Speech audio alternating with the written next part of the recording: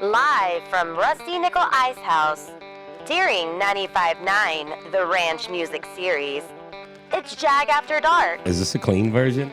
Featuring Justin Bradley. Justin motherfucking Bradley. Benna Bland. And special guest, Red Shahan. Come on in. It's always a good time with JAG After Dark. Let's get this party started.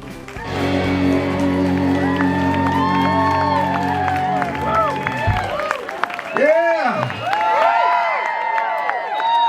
Y'all are starting to act like you don't have to work tomorrow. I say we keep that shit going.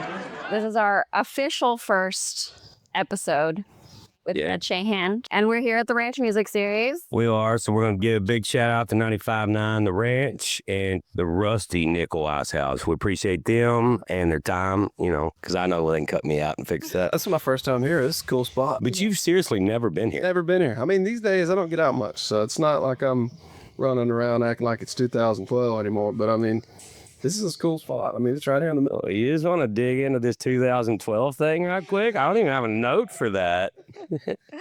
But I do think that's a pretty good prelude, though, like the journey. Like, how has it been from, let's say, that 2012 to today? Man, so 2012, I don't even know what I was doing then, minus trying to find all the little dive bars in town. But 2015 is when we put out Men and Coyotes, our first record. And so, rewinding 3 years to 2012, it was kind of up in the air. I was living in Stephenville, and doing all the Stephenville things. And I was pretty fortunate because a friend of mine that I grew up with, he was a bronc rider and a PRCA, and he had a pretty good couple runs going. And so he bought 10 acres out there and put 4 trailer houses on it. He said, why don't we just fill it with all my best friends? So it's half musicians, half rodeo guys. So if you can imagine the stories that came out of that place. How do you get paid? I mean, he didn't. Manual labor, it's like if you need a fence, like, well, we can build a fence. Or if you need a chicken coop, we can build a half a chicken coop. And that's another funny story for a different day. But long story short, I bought some what I thought were chickens. They turned out to be roosters that somebody pulled the tail feathers out of. So we didn't get any eggs out of that deal. But I mean, from there, kind of coming out of the dust of that was kind of strange because, at that age, you're 26 years old and you think you got to figure it out with all your best buddies and nobody's settling down. We're just having the time of our lives. Came time, he got pretty serious in a relationship, so he's like, you boys need to go. This has been fun, but it's time to find a new path. So we all kind of went our separate ways, and everybody is still to this day is successful at what they're doing. But 2012, I mean, it was like, all right, here we go.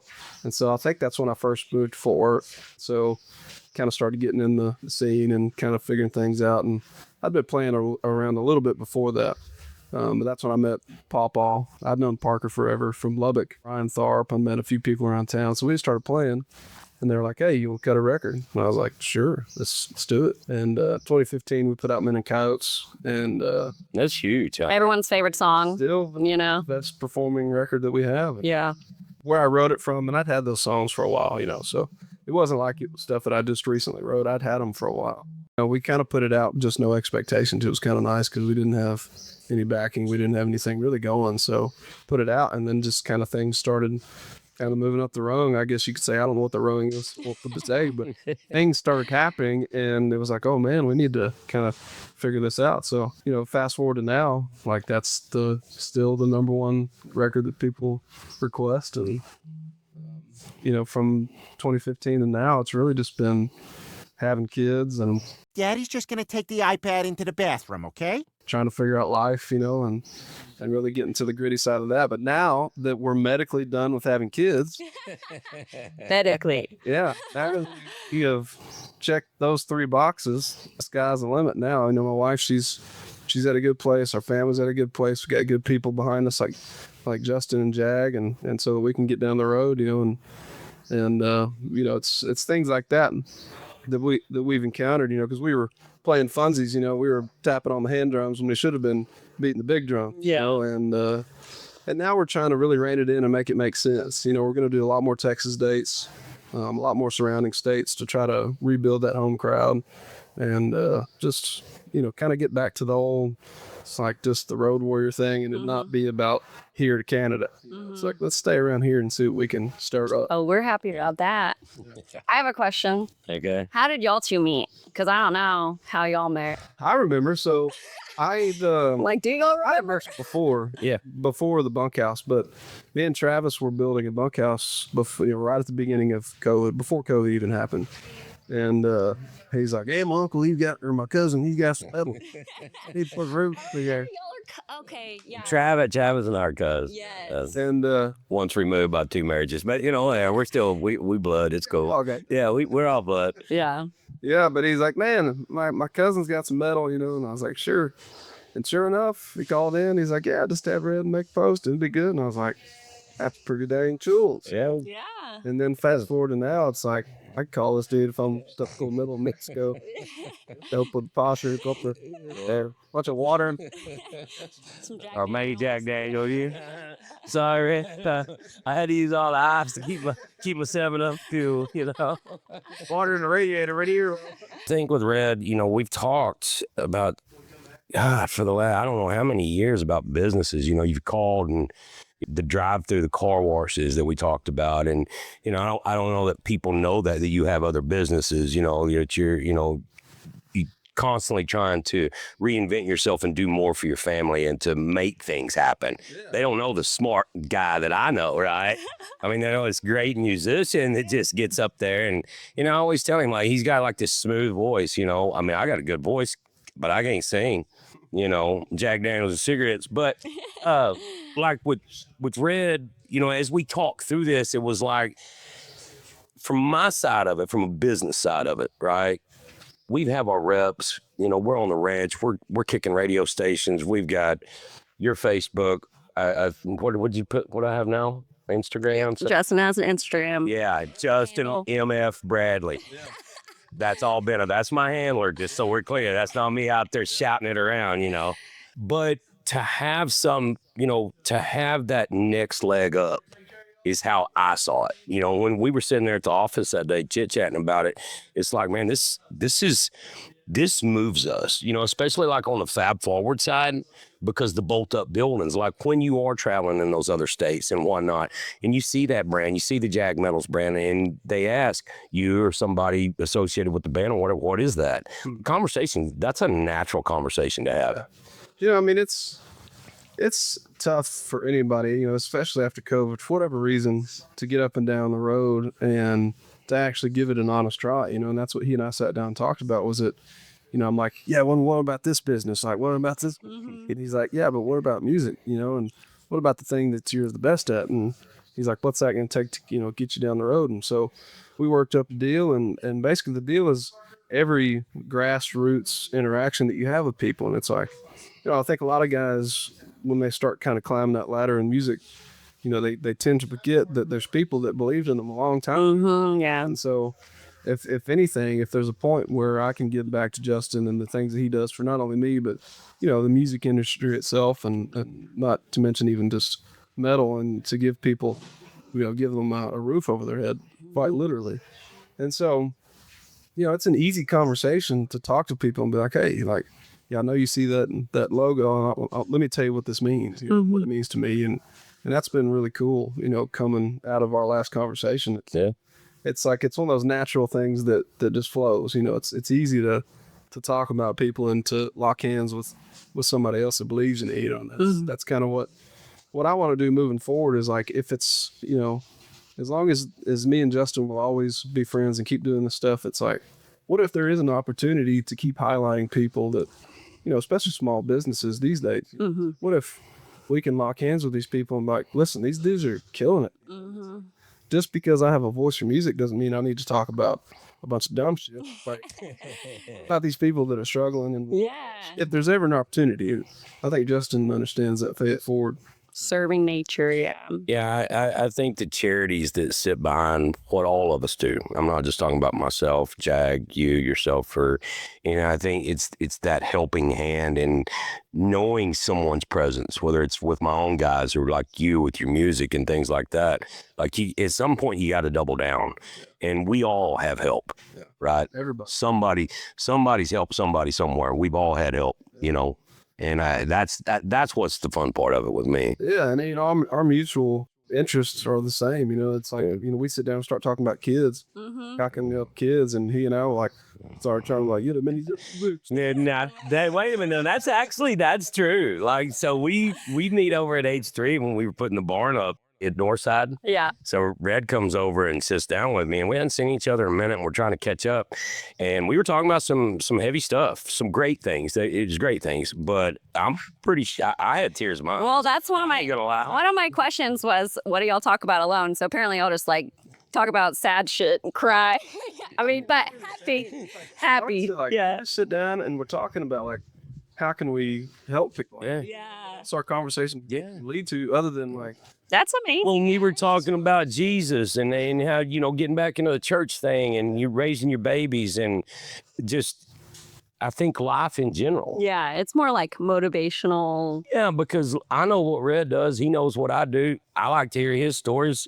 He would probably don't want to hear anything I got to say, but what I'm saying is we know what each other does. So I think that connection is just, it's different. Yeah, y'all love the kids. We know that. Yeah. I used to, because like his day-to-day grind and my day-to-day grind has no time for that. Yeah. For, like how can we help? Or, let's talk about getting back into church and like all these other things. And then we sit down and we have that time. A big breath of fresh air. It's like I can finally talk to somebody about the raw stuff. Yeah. How can we actually help people and what can we do in the future? And so. Yeah. Love it. I mean, y'all both, I always say, like, I comment all the time because people, Justin sponsors so many things and people tag us all the time. Like, Justin has a heart the size of Texas. That's what I say all the time. And I mean, you too, sir. So. Yeah. I mean, I've seen it firsthand. Like, my wife's family, they were sitting at the end of that steer show and I doubt Justin would ever take any credit for it. But, they're sitting there thinking like, how are we going to get these steers? So, like, it's been a rough year. It's been a really rough year on that family. And he's like, just give me your numbers. We'll make it happen. Yeah.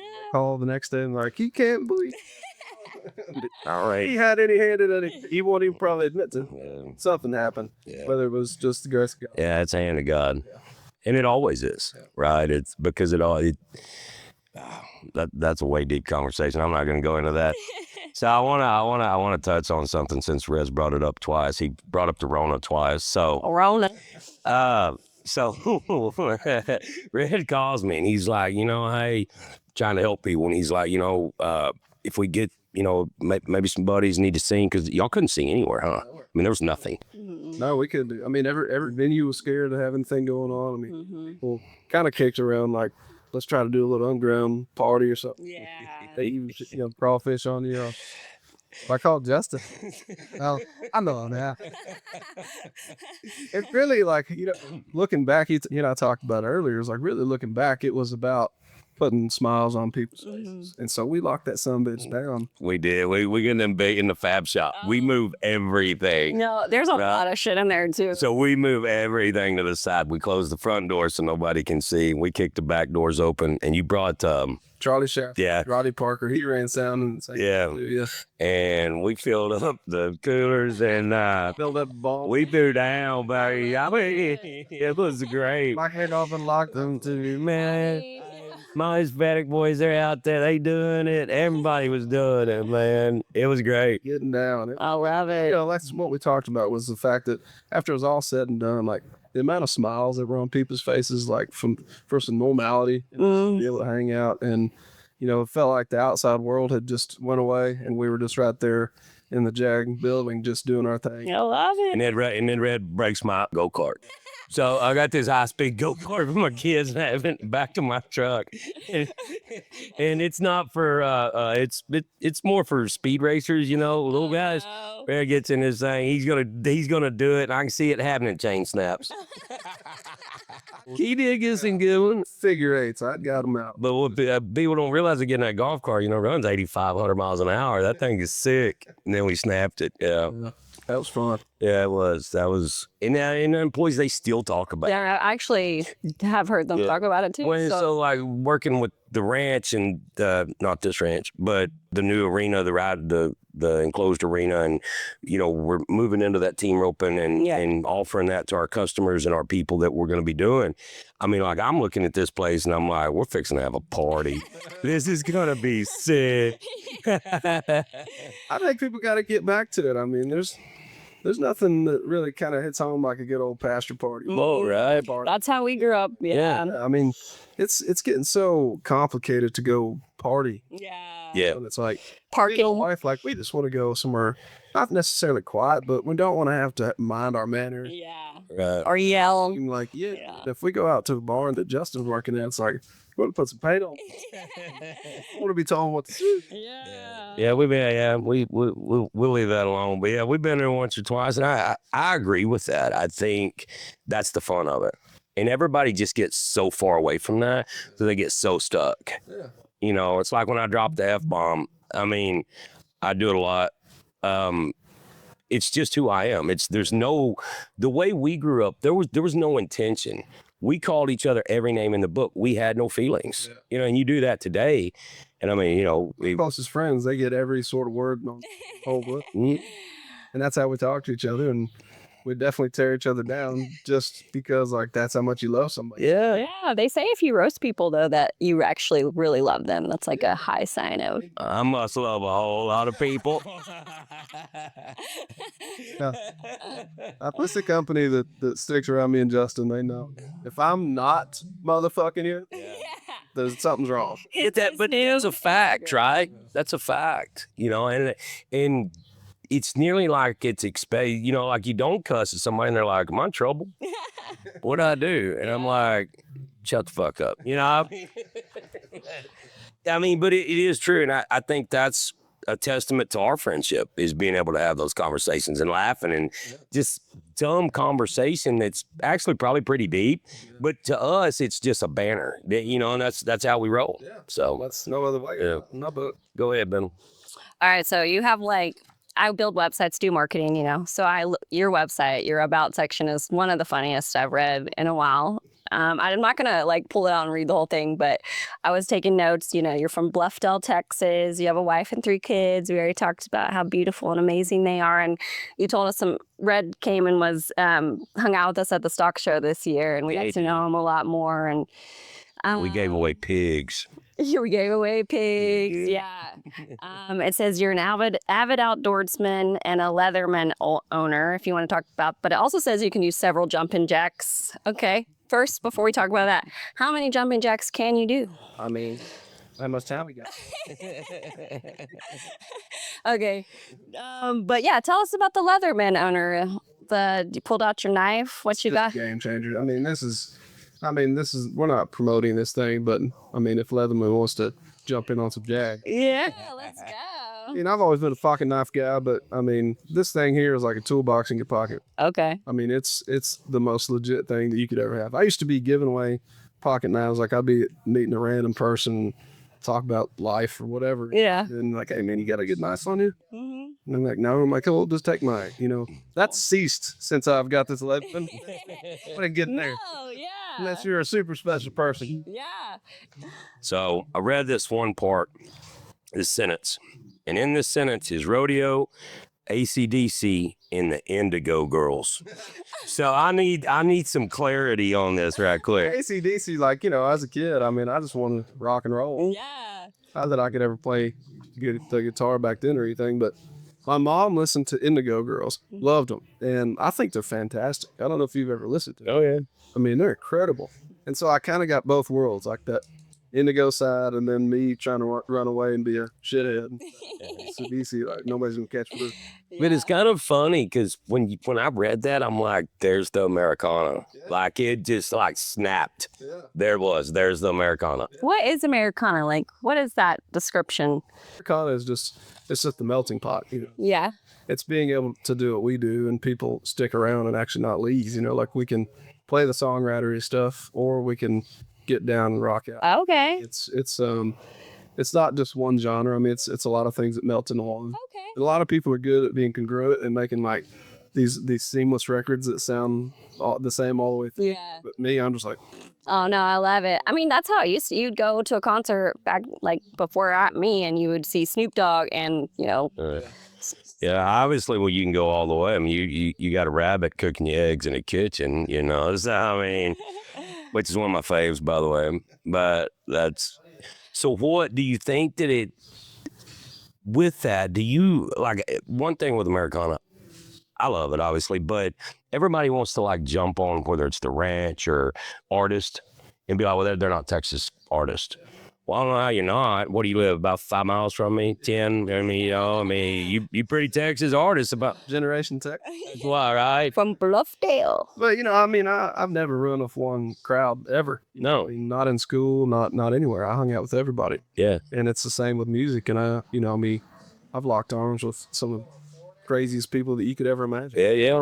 Fine, but then I can sit down with anybody in Texas and just talk Texas stuff and Yeah. what it is. Little hog hunting. Yeah, little hog. Get out there and do some redneck shit. That's my wheelhouse. Yeah, I know. I was creeping you on Facebook, making sure we got what we needed in there, and then there you are with your daughter. And I thought, what happened to her head? And then I realized I saw the blood out the deer's mouth, and I'm like, oh, I know what happened. I know what happened. I'm like, oh yeah, I got it. Yeah, I got it. And she smoked that deer with 300 blackouts pressed. How old is she? 6. I love it. First deer. Yeah, that's a game too. Yeah, shot her on the back porch. So I think this year, so when we jumped in with y'all, you called me the first year, and he's like, hey, let's jump on this. And Jim went up there because I didn't go. I've never been to Caveman Fest. What is the Caveman Festival? Is it called the Caveman Festival? So it's called Caveman. Caveman. Because there's a cave at the peak of one of the mountains that we have an actual designated trail, and they actually have guided deals where people can go up and see the cave. Okay. But inside the cave is a footprint on the underside of the cave. And it's about this big, and it's embedded in the rock. It's so old that it's embedded in the rock. You can see where people have tried to chisel it out, it's got a lot of folklore behind it. Yeah. A lot of history there, but it's a pretty wild thing to see. What kind of foot? Like who? Like is it a It's Bigfoot. caveman? Okay, just checking. That's so cool. I don't know, but I mean, there's a lot of different opinions, but Yeah. in my opinion, we'll just leave it to the imagination. Yeah. I want it to be so. We're gonna have to do a podcast at the Caveman and under in the cave. Well, yeah. Well, I've never been there, so hopefully this year I get there. That's the When goal. is The it? goals. It's in Labor Day weekend. Okay. We're actually doing 4 days this year. Okay. So we're doing Thursday through Sunday, and get everybody Monday to go home and shake off the mountain willies. But, yeah, I mean it's one of the most incredible places that I've ever been. So it came about because I got an offer in an email, and it said from Buckhorn Ridge Outfitters, and the offer was pretty low. And I was like, yeah, but maybe I get a hunt. Yeah. Maybe I'll go shoot something up in the mountains. And so we get there, and within 10 minutes of talking to the owner and seeing the place and how beautiful it is, we've been talking about a festival for a long time. And I asked him, I was like, you want to do a music festival? He was like, sure. Yeah. So then we were off to the races, and Justin was one of the first people that came to mind about calling him, and he's like, yeah, just do it, scout.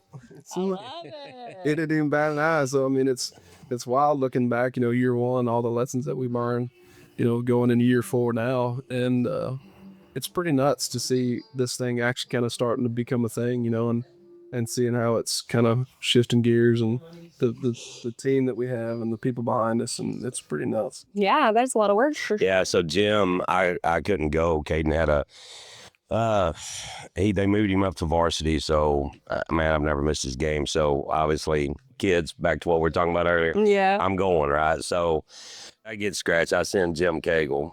Jim gets to go, and Jim went back, I believe, the second year as well. But I think maybe It was like second year. Yeah, I know. Yeah. I can't remember if he went back last year or not. Yeah.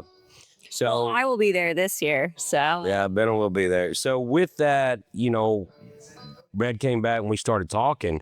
So we're in, obviously. What are we, stage sponsor? What are we sponsored? Stage. I'm main stage. Main sponsor. stage. Yeah. We work on this small stage. You'll just have the whole dang. Yeah, right. Yeah, I won't have to battle T-Mobile like I do with Ranch Pass. But let's back up before we get all the way into it. Austin. So y'all just did the promo down in Austin. Did the Toadies go down there as well? No, Toadies weren't there. Toadies. We had Band of Heathens. We had Rattlesnake Milk. We had Presley Hale was there. Presley, she's awesome. We had Colton Moore. He came year one at Caveman. So we just kind of had everybody that's either be there or has been there. We playing, obviously. And I got called crazy for doing that too. They're like, what do you mean you're going to have an announce party in Austin, nowhere near the festival? And I was like, I mean, I don't know, but it sounds like a good time. Very good time with good people. Yeah. It turned out fantastic. The crowd was incredible.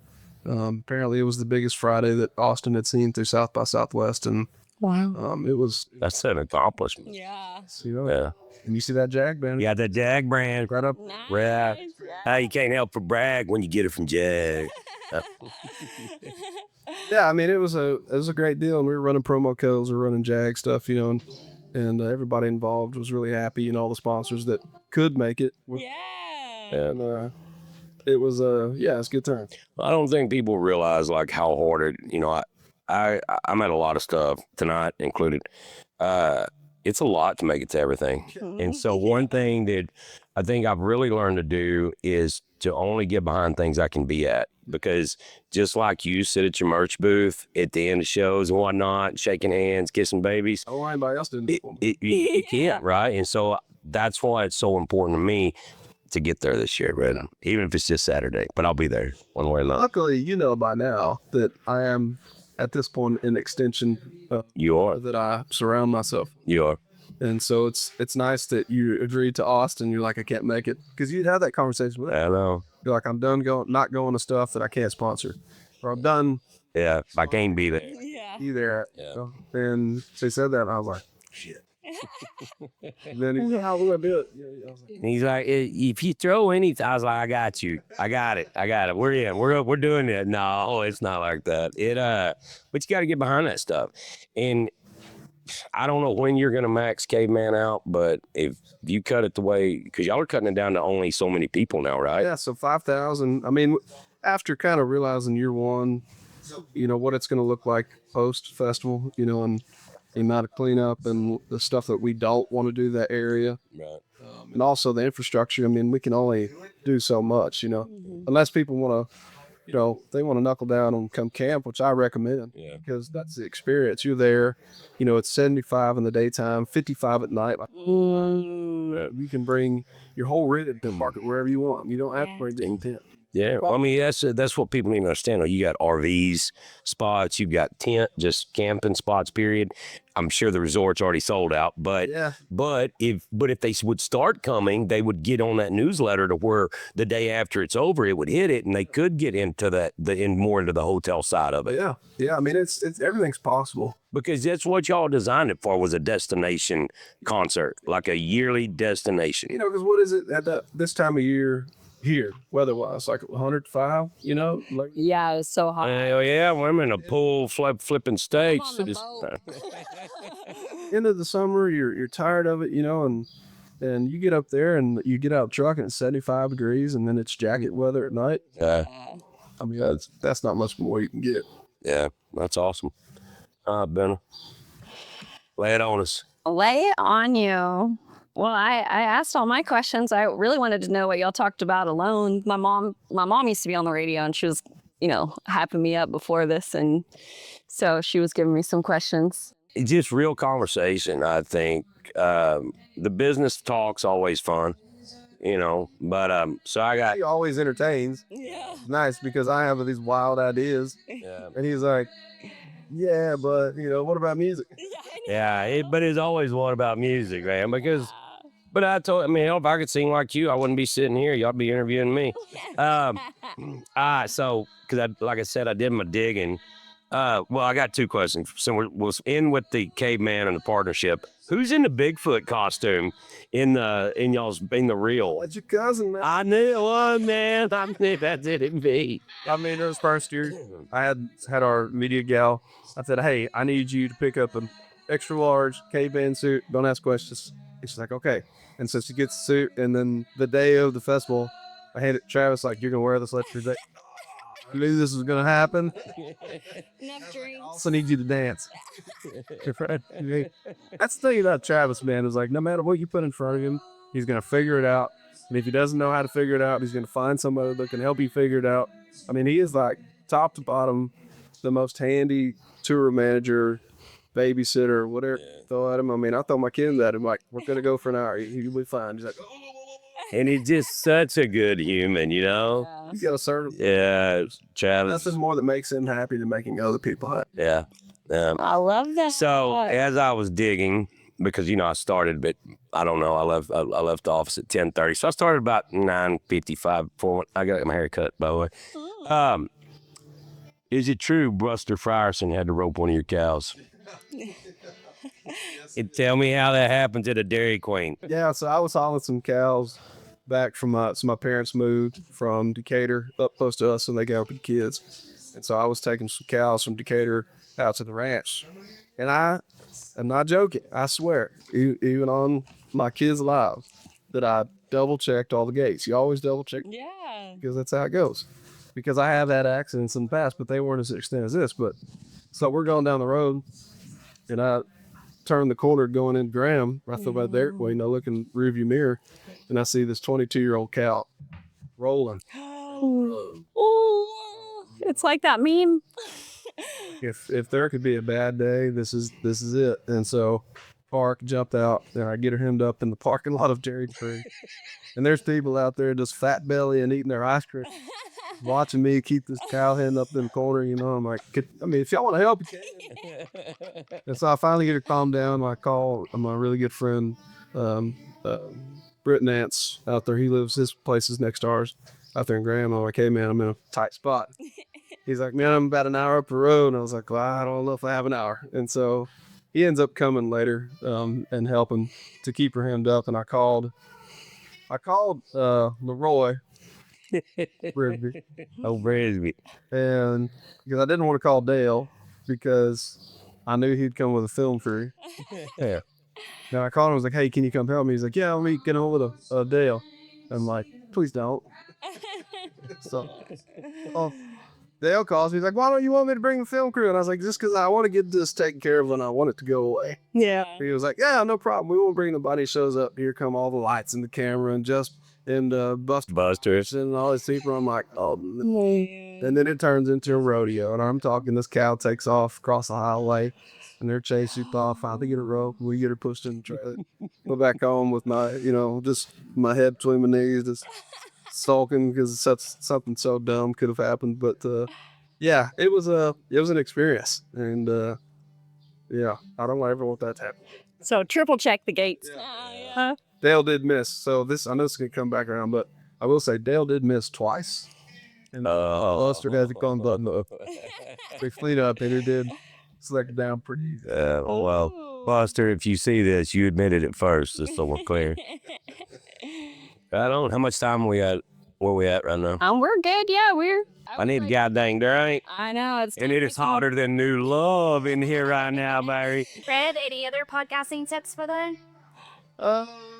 No, this is good. Yeah. This feels good, relaxed. I mean, that's the main thing that, I've only done, it's like my third one. Yeah. I don't go on a lot of times because of like the interview feel. Yeah. I mean, like the last thing that a lot of us want to do is another radio interview. Yeah. But this, like, if you can like grab topics of like, like wherever the conversation is going, I'm like, I don't know more about that. Yeah. And how do we, navigate that? So that's the coolest thing. When I watch podcasts, of just how the conversation just goes off in the field, stuff people love to hear. Yeah. But No, you're right. Well, so that was why Benna wanted to, and we may have to do like two, like the clean, and then we'll do like the JAG Metals After Dark. Yeah. And then that, I didn't know we couldn't cuss on that sometimes. No, it's fun. No. You know, you can cuss, but I'm talking like a real one. Like, Really? motherfucking get down. And that's why I make this handle Justin M.F. Bradley. Yeah, you know. So, so that's what we're trying to figure out. You know, what does that look like? You know? It's just mature farm. Yeah. But I mean, I can talk. I mean, I know it's hard to believe, but I can talk. Yeah. Justin, did you hear that? Justin Mature Farming Bradley. I'm a newer farmer. Yeah. All right, let's go get a drink. Let's go get some Jack Daniels. Thanks, Red. Thank you, Red.